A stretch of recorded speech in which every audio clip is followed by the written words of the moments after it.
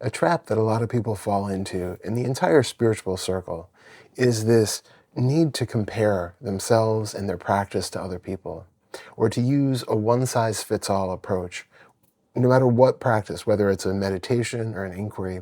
It's like we have this idea that if that person can meditate silently for 4 hours, I should be able to too, or else there's some flaw in my moral standing, or my uh, my ability to concentrate or focus or something. It's always about me. It's the me who isn't doing something correctly or good enough. And that alone points you to a very important starting point for you, right? If you're constantly judging yourself and comparing yourself to other people, that's because there is fundamentally this idea that you are not good enough. And it's also fundamentally pointing to that idea that there is a you who is in any way definable as either good enough or not good enough. It's built into the entire premise of comparison.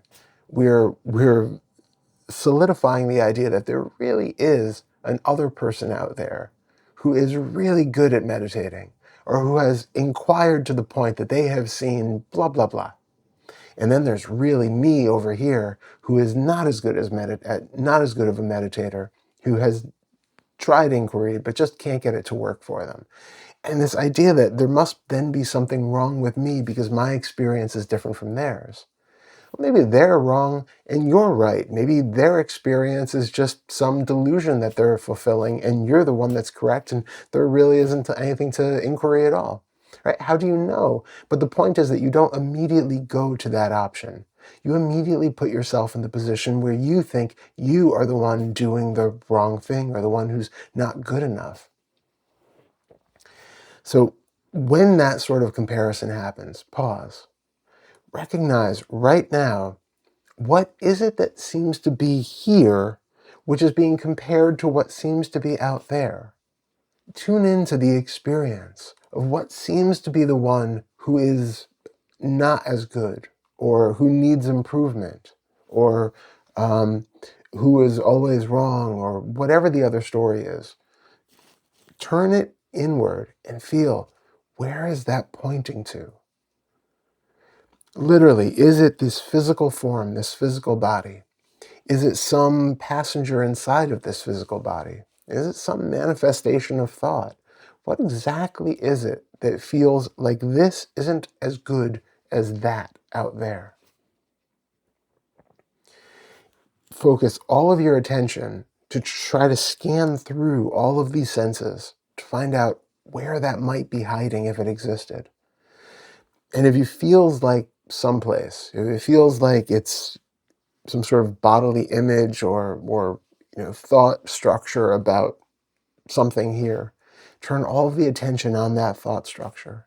Let it simply dissolve under the light of your attention. The whole premise that everybody should be able to meditate the same, or inquire the same, or have the same sorts of experiences of insight, or fireworks or anything, is just kind of ridiculous. Yes, on one level, we're all human, but that's the same as saying that all cities are the same because they're cities. Look at New York City and Paris, for instance. Those two do not look very similar, right? The composition is different, the people are different, they speak different languages. So many things about those two cities do not look anything alike, right? You can't compare them in the same way. Same with a human body. Each of our adult human bodies has approximately 30 trillion human cells and approximately 40 trillion bacteria, which is all working together like a city to make up this unique biological organism. So when you compare you to that other person, it's like taking two random cities, two random ecosystems, and comparing them and saying, well, the people in New York don't speak French as well as they should. Yeah, well, maybe so, but they're also not in France. The same could be said for the people in Paris. They don't speak English as well as New Yorkers do. So all of that kind of comparison is not helpful. yes, again, we're all human and we all have some base level of recognized, functioning, but every organism is completely different in its aptitudes, in the way that it has created its own worldview and view of self, in the way that the brain has either trimmed its synapses or not, the way that the body metabolizes, the way that the entire hormonal picture is based on sequential generations of influence. Right? None of this is your fault for it being the way that it is. There isn't even a you here whose fault it could be. So when you have that urge to compare and to look out there and say, but I should be more like them, question again why they shouldn't be more like you. Or who is it here who could be in any way different than they are? And why do you think it should be? What do you think you're going to get by being able to meditate 8 hours instead of 4, or 4 hours instead of 30 minutes? What is it that you think is on the other side of that inquiry? And it's not to say that there isn't something out there. We can't say, right? For some people, there will be all sorts of insights and explosions. And for other people, there will just be, or nothing at all. We don't know what your experience is going to be. But the question is, why do you want it? What is driving you towards it? Because that driving, that striving for whatever you think is there, is part of the problem. Yes, practice is wonderful, and if you enjoy it, and if you really are drawn out of this sense of curiosity towards it, that's perfect. But if you are doing it from the standpoint where I have to get something out of it, I am flawed or broken the way that I am, and some fixed version of me lies on the other side of that meditation cushion, that is a call not for you to meditate more, but to look inside at what is causing this feeling of being not good enough. This feeling that you are somebody who really has an identity, and that this identity does not fulfill certain expectations and requirements.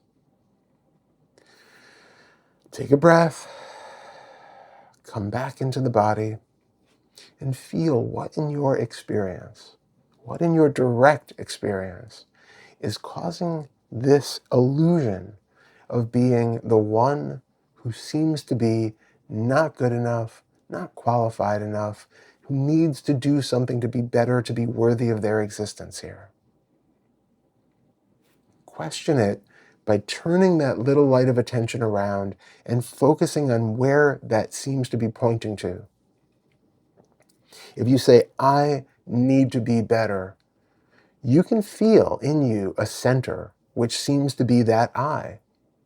It's not really where the I is, but there is, I'm sure, something that lights up, either in the body, in the mind, in the visual field, in the auditory field, somewhere. There is an implied sense of a center here at the middle of this worldly perspective.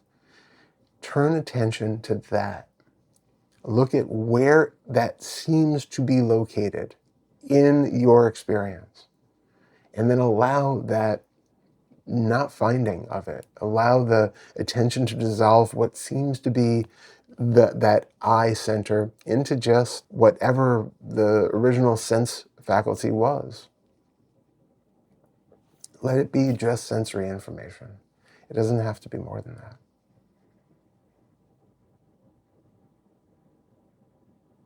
There really isn't anything more than that.